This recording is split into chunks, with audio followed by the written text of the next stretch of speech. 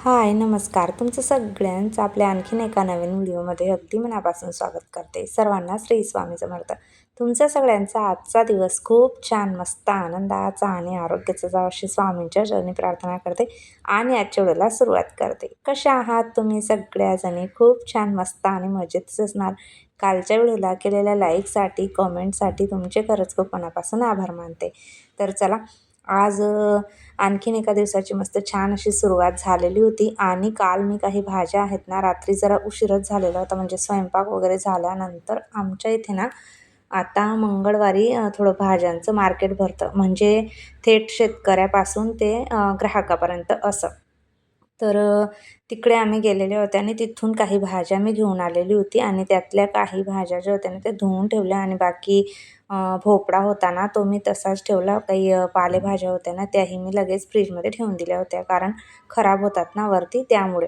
आणि घेवडा, वांगी वगैरे, हिरवी मिरची हे सगळं धुवून मी इथं ठेवून दिलेलं होतं. आणि सकाळी उठल्यानंतर मग माझं जे महत्त्वाचं काम होतं ते हेच, की आधी किचनवरचा जो काही भाज्यांचा पसारा होता तो म्हटलं आवरून घेते. तर सगळ्या भाज्या स्वच्छ रात्रीच धुवून ठेवलेल्या होत्या. त्या डब्यांमध्ये भरून आधी फ्रीजमध्ये ठेवल्या आणि त्यानंतर ना नारळ वगैरे फोडून घेतलेलं होतं चटणीसाठी. मी कालच ना उडदाची डाळ भिजत घातलेली होती रात्री. सकाळी मेंदू वडे बनवायचे म्हटलं त्यासाठी, कारण बुधवार असला म्हणजे आमची सुट्टी असते त्या दिवशी आणि मला इडलीचंच भिजत घालायचं होतं, पण लक्षातच नाही राहिलं. बऱ्याच वेळेला ना असं होतं, मी 8 दिवस झाले मी ठरवलेलं होतं, की आता सुट्टीच्या दिवशी आपण मस्त इडली किंवा डोसे, आणि नारळ आणलेलंच आहे तर नारळाची चटणी, सांबार वगैरे असं बनवूयात असं ठरलेलं होतं माझं. पण मला तांदूळ भिजत घालायचे विसरली मी. त्यामुळे म्हटलं चला आता मेंदू वडे तरी बनवूयात नाश्त्याला, कारण सुट्टीचा दिवस म्हटला म्हणजे नाश्ता पाहिजे. आणि ह्या दोघींच्या पण आता कसं युनिट टेस्ट वगैरे चालू आहेत ना, त्यामुळे सकाळी दोघीही घरी असतात. सकाळी कोणी लवकर आता जात नाही, त्यामुळे नाश्त्यासाठी मग सगळेच होते घरी. तर उडदाची डाळ ना माझी घरची असते, त्यामुळे त्याच्यात काळी जी म्हणजे साल असते ना डाळीची ती मिक्स असते त्याच्यामध्ये. आम्ही अशाच पद्धतीची काळी डाळ जी आहे ना ती खात असतो म्हणजे भाज्यांमध्ये. त्यामुळे याच्यात सालीसकट मी ती भिजत घातलेली होती आणि स्वच्छ 2-3 वेळा मस्त पाण्याने धुवून घेतली आणि त्यानंतर मग त्याच्यामध्ये लसूण, लाल तिखट, चवीप्रमाणे मीठ आणि जिरं टाकलेलं होतं मी. मिक्सरमध्ये मस्त छान फिरवून घेतलेलं होतं आणि थोडं ना असं जाडसरच करून घ्यावं लागतं हे. आणि त्यानंतर मग काढून घेतलं. जेव्हा आपण मेंदू वडे वगैरे बनवतो ना, तेव्हा थोडेसे तांदूळ पण भिजत घातले ना तरी पण चालतात उडदाच्या डाळीसोबत. तर मी ना त्याच्यामध्ये थोडंसं याचं पीठ घातलेलं आहे, तांदळाचं पीठ घातलेलं आहे मी याच्यात थोडंसं 2-3 चमचे. कारण काय होतं, डाळ चिकट असल्यामुळे ना वडे उतरवायला जरा आपल्याला प्रॉब्लेम होतो बऱ्याच वेळेला. त्यामुळे थोडंसं नॉर्मल 2-3 चमचे तांदळाचं पीठ जर घातलं ना, तर आपले जे मेंदूवडे आहेत ना, ते क्रिस्पी पण होतात आणि आपल्याला करताना ना व्यवस्थित म्हणजे असा शेप पण त्यांना देता येतो. नाहीतर बऱ्याच वेळेला ना जमत नाही आपल्याला ते करायला. मला तरी मग मी काही वेळेस काय करायची, भजेच उतरवायची उडदाच्या डाळीचे सुद्धा. पण आता अशा पद्धतीने मी ट्राय करणार आहे. खोबऱ्याचे छोटे-छोटे काप करून घेतले. त्यानंतर लसूण, हिरवी मिरची, जिरं आणि चवीप्रमाणे मीठ आणि डाह्या घातलेल्या आहेत, ज्या आपल्या फुटाण्याच्या, हरभऱ्याच्या डाळ असतात ना त्या, आणि कोथिंबीर टाकलेली होती. आणि नारळाची चटणी इथे आधी मिक्सरमध्ये फिरवून घेतली. वड्यांचं बॅटर रेडी झाल्यानंतर हवं तेवढं पाणी घातलेलं आहे, जेवढं हवं होतं तेवढं, आणि छान मस्त असं व्यवस्थित अशी चटणी जी आहे ना ती बनवून घेतलेली होती. त्यानंतर मग याच्यामध्ये आता तडका देऊन घेते म्हटलं, कारण नारळाची चटणी आहे ना तडका देऊन ना तापवली ना तर पाणी एका साईडला आणि खोबरं एका साईडला असं होतं. त्यामुळे तिला म्हणजे शिजवायला काही चालत नाही, ती फक्त तडकाच वरून दिला आणि मस्त छान अशी चटणी आपली इथे तयार झालेली होती कडक तडका दिल्यानंतर. आणि मग सुरू झाली होती नाश्त्याची तयारी.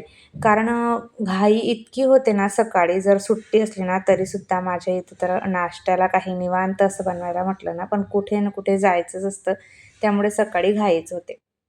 वडे मला इतके म्हणजे छान काही बनवता येत नाही. जसे तसे बनवते मी, कारण माझी आजी जेव्हा बनवायची ना, त्यांचे कसे आमच्या गावाकडे ना असं मध्ये हे करून नसतात, डायरेक्ट असे गोल मस्त छान हातावरती तयार करून ना ते वडे उतरवले जातात. तिच्यासारखे मला तर काही जमत नाही, पण जसे तसे मी करते. पण तरीही छान झाले होते बरं का. अशा पद्धतीने थोडंसं त्याच्यात जर आपण तांदळाचं पीठ घातलं तर एकदा नक्की ट्राय वगैरे करून बघा. आणि चांगलं फेटून घ्यायचं त्याला, म्हणजे सॉफ्ट होतात. जसे आपल्या इडलीवाल्यांकडे मिळतात ना तसे. तर अशा पद्धतीने मग मी वडे जे आहेत ना ते तळून घेतलेले होते. आज सकाळचा मेनू असा ठरलेला होता. सुट्टी असली की काहीतरी घरात पण सगळ्यांना स्पेशल असं लागतंच. इतर वेळी जर नाही केलं तरी चालतं. जेव्हा फर्स्ट शिफ्ट वगैरे असली ना आमची, तेव्हा तर मी नाश्त्याला म्हणजे नसतंच माझं, सकाळी लवकर स्वयंपाक असतो आणि सुट्टीचा दिवस म्हटला म्हणजे दिवसभर कामं पुरतातच. तर एकेकाला ना एक-एक प्लेट मी लगोलग गरम-गरम जर असलं ना नाश्त्याचं, तर मग स्पेशल लगोलग देऊन देत असते.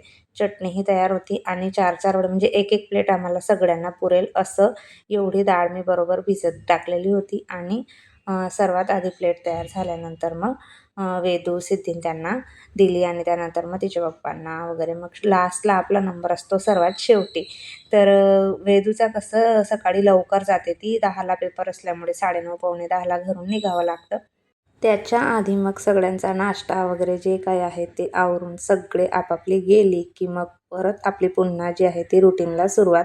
किचन आवरणं, कपडे धुणं वगैरे ही जी काही घरातली कामं आहेत ती सगळी. मध्ये 3-4 दिवस व्हिडिओचा गॅप आला आणि व्हिडिओ आला नाही ना, तर मलासुद्धा कसं तरी होतं, की आज अरे तुमच्या कमेंट वगैरे ज्या काही आहेत त्या आलेल्या नाही आहेत असं वाटत असतं. पण काही वेळा ना जर एक्स्ट्राचं काही करायला म्हटलं ना, तर मग व्हिडिओचं राहून जातं आणि व्हिडिओचं करायला गेलं तर मग बाहेरचं. कारण जर म्हणजे माझं जर घर आणि माझं रुटीन जर असलं ना, तर मग सगळं वेळेवरती आणि टायमिंगवरती होतं. म्हणजे मुलींना आणून सोडून करायचं म्हटलं ना तरीसुद्धा. आणि जर का असं कुठे जाणं येणं काही झालं ना दुपारच्या वेळेला, तर मग माझा व्हिडिओ राहून जातो आणि मग मला 1-2 दिवस जरी गॅप पडला ना, तर मग काही वेळेला काय होतं की व्हिडिओला ना सुरुवातच करावीशी वाटत नाही. असं मध्यंतरी जर गॅप आला तर. आणि एकदाचं जर रुटीन व्यवस्थित असं सुरू असलं ना, तर मग वेळेवरती सगळं असतं. चला असू द्या. आता मात्र छोटा का होईना पण रोज रेग्युलर व्हिडिओ येतीलच. कारण एकदाचं रुटीन जसं आपण म्हटलं ना, गावी वगैरे जाणं येणं झालं तर घरातला पसारा वगैरे काम असं तिकडनं आल्यानंतर आपलं जे रुटीन बसायला जसं वेळ लागतो ना, तसं हे व्हिडिओचं सुद्धा माझ्या बाबतीत होतं, की जर मी गॅप दिला ना, तर मग मध्ये वाटतं की चला करूयात, आज टाकूया व्हिडिओ, उद्या टाकू असं. पण माझ्या ज्या जवळच्या आहेत ना, म्हणजे असं ज्या कॉन्टॅक्टमध्ये आहेत ना, त्यांच्याच मला कमेंट यायला लागल्या होत्या, की "व्हिडिओ टाक तू आता, आम्ही वाट बघतोय व्हिडिओची." तर ते ऐकून म्हणजे असं वाटतं, की चला कोणीतरी वाट बघतं बाबा आपल्याही व्हिडिओची आणि वाटतं सगळ्यांना, की हिने रोज व्हिडिओ टाकला पाहिजे असं.